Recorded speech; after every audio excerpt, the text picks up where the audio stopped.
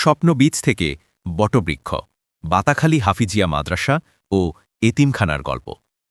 লাকসামের বাতাখালী গ্রামের মাটি ও মানুষের হৃদয়ের গভীরে প্রতীত একটি নাম, লাকসাম বাতাখালী হাফিজিয়া মাদ্রাসা ও এতিমখানা।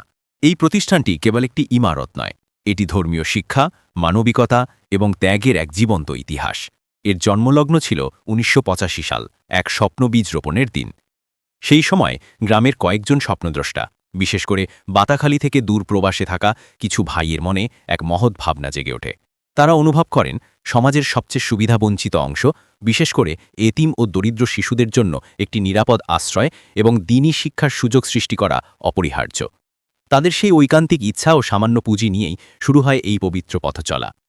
প্রাথমিকভাবে শাহ শফি হাফিজ আব্দুল আজিজের মাজার শরীফের পাশে একটি সাধারণ পরিবেশে মাদ্রাসাটি যাত্রা শুরু করে, যাকে ঘিরে গড়ে ওঠে এতিমখানা।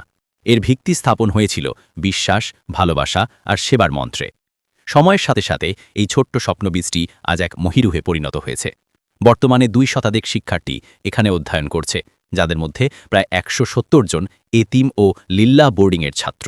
তাদের ৩ বেলা আহারের ব্যবস্থা চলছে দীর্ঘ ১৫ বছর ধরে, যা এক বিশাল চ্যালেঞ্জ ও মানবিকতার উদাহরণ। তবে সময়ের চাহিদা অনুযায়ী প্রতিষ্ঠানটির পরিসর বাড়াতে হয়েছে। বর্তমানে প্রায় ৮৪ লাখ টাকা ব্যয়ে একটি ৫তলা ভবনের নির্মাণ কাজ চলছে।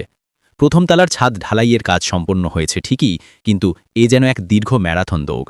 এখনও অনেক কাজ বাকি, যা পুরো প্রতিষ্ঠানটির ভবিষ্যতের জন্য অতীব জরুরি।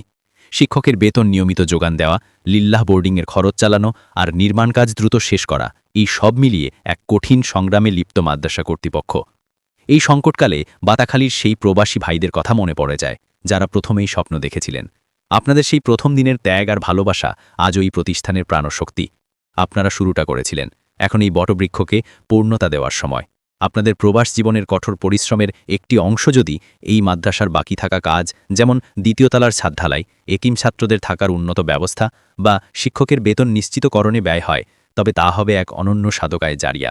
কারণ এই প্রতিষ্ঠানটি শুধু ইটের গাঁথুনি নয়, এটি এমন একটি আলোক মশাল যা ভবিষ্যৎ প্রজন্মকে জ্ঞান ও নৈতিকতার পথে চালিত করছে।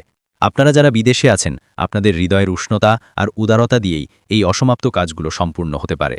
আপনাদের একটি সম্মিলিত উদ্যোগ, একটি মানবিক হাতছানি, এটাই পারে বাতাখালী হাফিজিয়া মাদ্রাসা ও এতিমখানাকে তার কাঙ্ক্ষিত লক্ষ্যে পৌঁছে দিতে।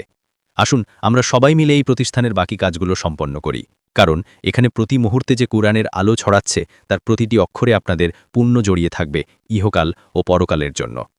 বাতাখালীর প্রবাসী ভাইদের প্রতি বিশেষ আর্থিক আবেদন। সম্মানিত প্রবাসী ভাইয়েরা, আপনারা দেশের বাইরে কঠোর পরিশ্রম করে শুধু নিজেদের পরিবারের নয়, এই মাদ্রাসার স্বপ্ন